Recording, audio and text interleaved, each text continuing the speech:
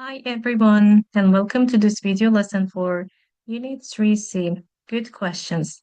My name is Raya Ibragimova, and I'll be your instructor for today's session. Today, we're going to focus on three key areas to help you communicate more effectively. First, we will look at some practical tips on how to take part in an interview. Then, we will expand your vocabulary by learning about personality adjectives and their negative prefixes like unfriendly or impolite. And finally, we will make sure you sound great by practicing the word stress in those personality adjectives. So let's get started. Now we are going to look at a really interesting part of interview preparation, handling those unexpected and sometimes downright strange questions. Let's take a look at the questions on your screen in task number 1A. I want you to pause for a moment and really think about how would you answer them. Go on, please. Pause the video. I'll wait.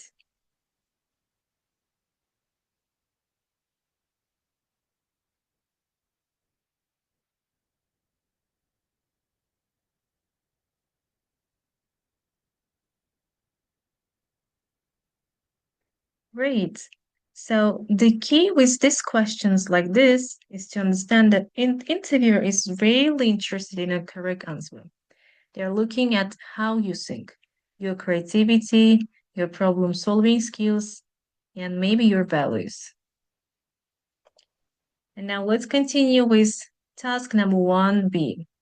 Please read about an interview and look at the questions in the interview that are answered badly. How would you answer them differently? Please pause the video and think about your answers.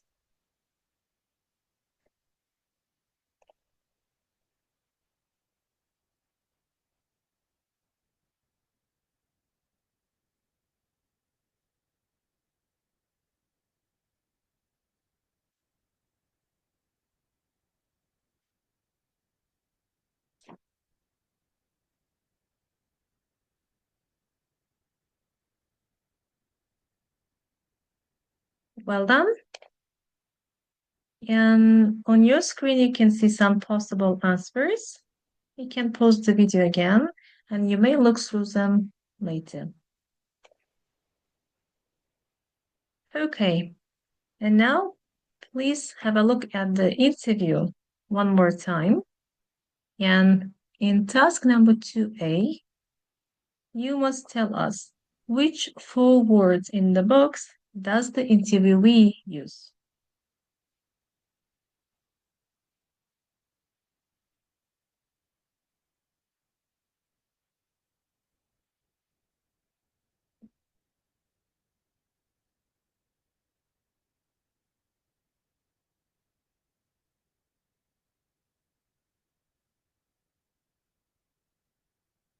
Have you found them? So great. That's right. Number one is independent. He says, I'm very independent. And the second adjective is sensitive. I'm too sensitive. Number three, flexible. I'm not all that flexible. And number four, I am enthusiastic. Well done. And now, please find the phrases in the text that give the meaning of those four words in exercise 2A.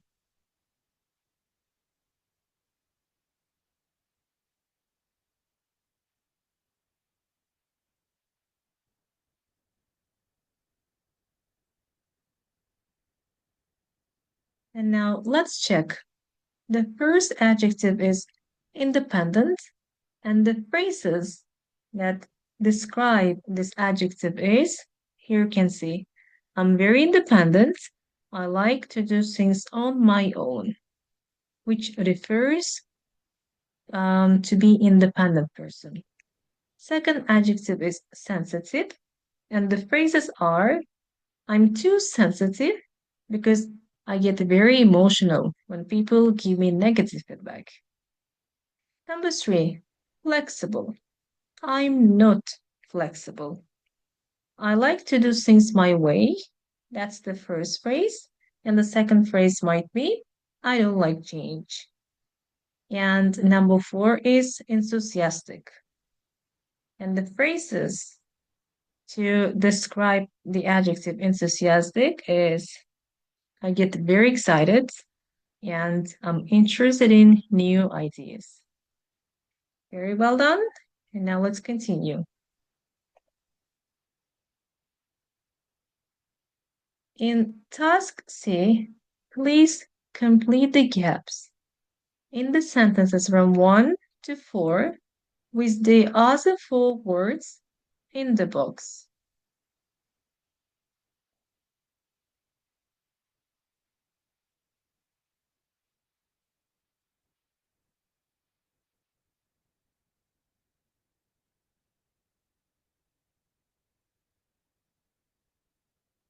Now let's check together. First one, if you are confident, well done. You are sure you can do something very well. And the second sentence, if you are professional, good. You do very high quality work. Number three, if you are willing to do something, you will do it if someone else asks you. And last one, if you are responsible, people can trust you. You behave in a sensible way.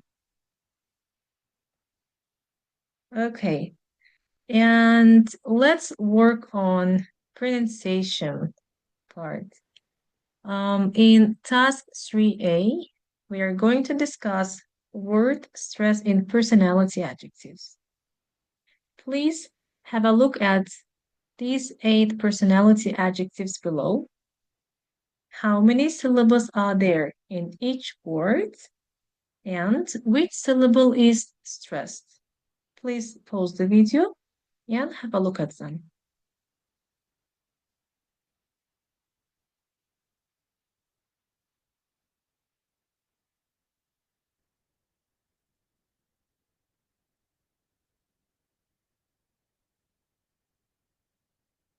So if you have finished, now let's listen together and check the answers.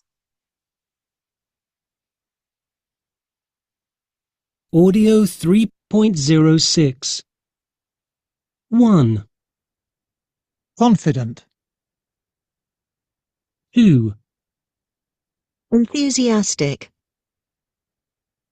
3, flexible, 4, independent, 5, professional, 6, responsible, 7, sensitive, 8, willing, Good job. So for the first adjective, confident, it has 3 syllables. And the word stress is in the first syllable. Second one, enthusiastic. It has 5 syllables. Third one, flexible, 3 syllables. And the word stress is also in the first syllable. Number 4, independent. It has 4 syllables. 5, professional, 4 syllables. 6, responsible, 4 syllables. Sensitive, 3 syllables, and the fourth stress is in the first one. And last one is willing. It has 2 syllables.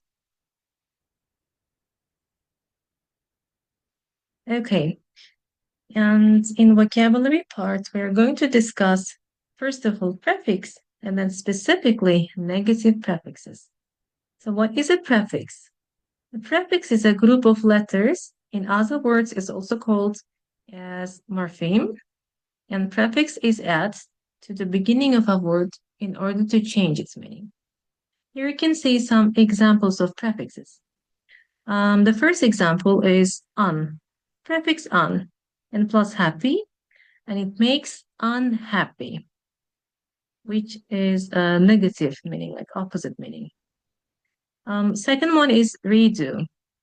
Redo means do again, and it means prefix re is used to say about like again. Number three, pre-cook. Prefix pre means cook before. Before. You may say pre-session or pre-course, which means like before the course. And last one, miss plus behave. And it becomes misbehave, which means behave badly. It means like prefix miss also has a negative meaning. And how about negative prefix? A negative prefix, this is a specific type of prefix, and it's used to give a word a negative or the opposite meaning. We don't always add the word not to every single word. And instead of saying or instead of adding not, we add negative prefixes. And here you can see some common negative prefixes with their usages. So number one is on. This is the most common negative prefix, and mostly it's used with adjectives and adverbs. There are given some examples. Number one is able, unable, certain, uncertain, usual, unusual, fortunately, unfortunately. Second example, in. And the negative prefix in is often used with words of Latin origin, like active, inactive, correct, incorrect, visible, invisible, efficient, inefficient. Third example is im. So the negative prefix im, mostly used before words starting with p, b, or m, and it makes the pronunciation easier. Here you can see possible, impossible, polite, impolite, balance, imbalance. And next one is prefix ill. So it is used before words starting with L, like legal, illegal, logical, illogical. Next example is ear. It's used before words starting with R, like regular, irregular, responsible, irresponsible. Next example is about negative prefix this. Agree, disagree. Appear, disappear. Honest, dishonest. Connect, disconnect. And the last but not least, this is non. So non generally means not or the opposite of something. But often it's used in a more neutral way, like descriptive sense than the others. Here you can see some examples. Sense, nonsense, stop, non-stop, fiction, non-fiction, toxic, non-toxic. Okay, and now it's time to practice those negative prefixes. In task 3C, you can see 20 words are given. Please complete the gaps using 3 examples of negative prefixes. They are in, im, and ear.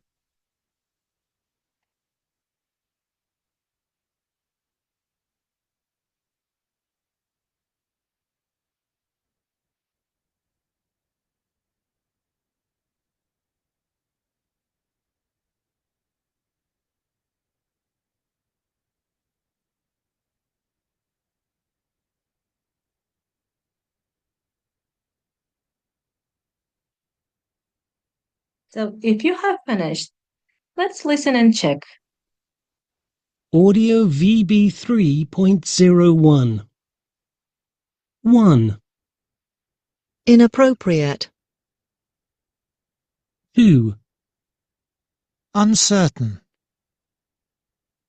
3, unclear, 4, unconfident, 5, independent, 6, unemployed, 7, unenthusiastic, 8, inexpensive, 9, unfair, 10, inflexible,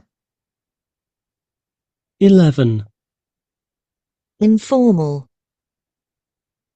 12, unhealthy, 13, unlucky, 14, unnecessary, 15, unpopular, 16, unprofessional, 17, irregular, 18, irresponsible, 19, insensitive, 20. unwilling, Okay. Well done, and I hope you don't have any mistakes. So in that case, let's quickly summarize them. Number one, inappropriate, uncertain, unclear, unconfident, independent, unemployed, enthusiastic, inexpensive, unfair, inflexible, informal, unhealthy, unlucky, unnecessary, unpopular, unprofessional, irregular, irresponsible, insensitive, and last one is unwilling. Now, let's continue with task number 3. Please complete the sentences using your words with a negative prefix from exercise 1A. Let's do the first one together. It says, he doesn't want to do it. He is unwilling to do it. Please pause the video and complete the task.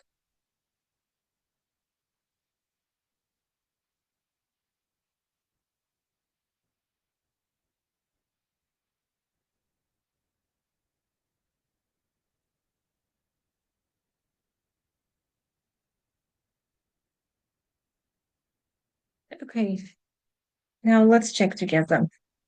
Number 2, I don't have any work at the moment. I am unemployed. Number 3, that wasn't the right thing to say in that situation. It was totally inappropriate. Next, you really don't handle change well, do you? You're really inflexible. Number 5, you didn't need to do that. It was unnecessary.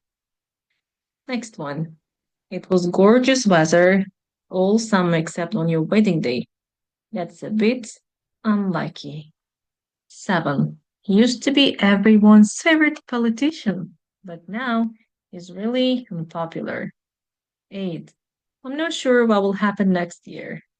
I am uncertain about my future. 9, there is no need to dress up. You can wear informal clothes.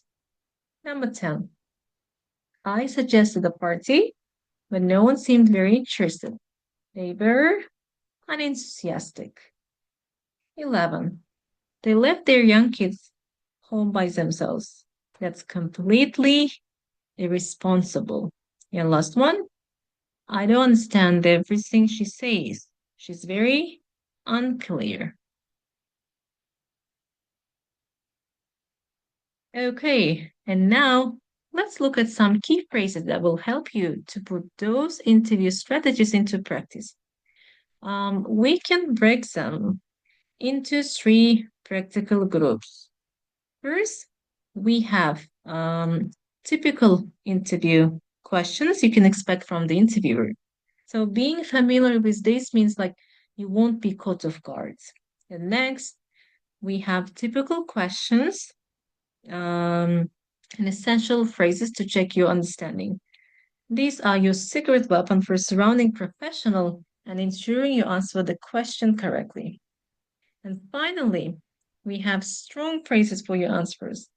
These will help you structure your responses confidently and highlight your strengths. And let's go through them one by one. The first category is about typical interview questions that you might be asked. The interviewer may ask you, like, tell me a bit or something about yourself, your current job, your last job, or why do you want? Why are you interested in this job or position? Next question. What will or what would you bring to the company? What questions do you have for me about the job or position? How long have you been working or how long did you work at? Why have you decided or why did you decide to leave your current or last job?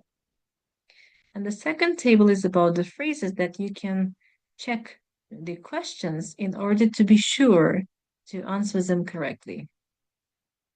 You may ask, where should I start? Or you can ask for clarification like, how do you mean? Or what do you mean? Or can I use an example from university? Are you asking what criticisms they might have? Or you can specifically ask about a word or the question that you didn't understand, like, what do you mean by researching new flavors? And the third category is about interviewee answers. I've done some research about the company, you can say. Or one of my main strengths is that and continue. I think I have a lot to offer. I think people or my colleagues, co-workers would say that I am hardworking, I am confident, and so on. I've always loved, or I've always worked. And last one, it's important for me to, and we will continue. Now, let's practice those key phrases in the sentence. In the first task, please put the words in the correct order to make correct sentences. Pause the video, complete the task, and then we will check together.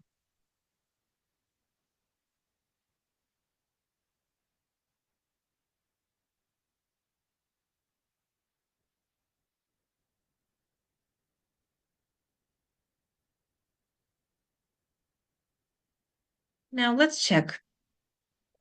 The first sentence is, one of my main strengths is that I'm very flexible. Second one, how do you mean? Third one, it's important for me to have new challenges. Number 4, tell me a bit about your current position. Fifth one, I think that people would say I'm highly professional. Next one, what will you bring to the company? Question number 7, where should I start? And last one, why are you interested in this job? And next task, please complete the conversations with phrases to check. And sometimes more than one answer is possible.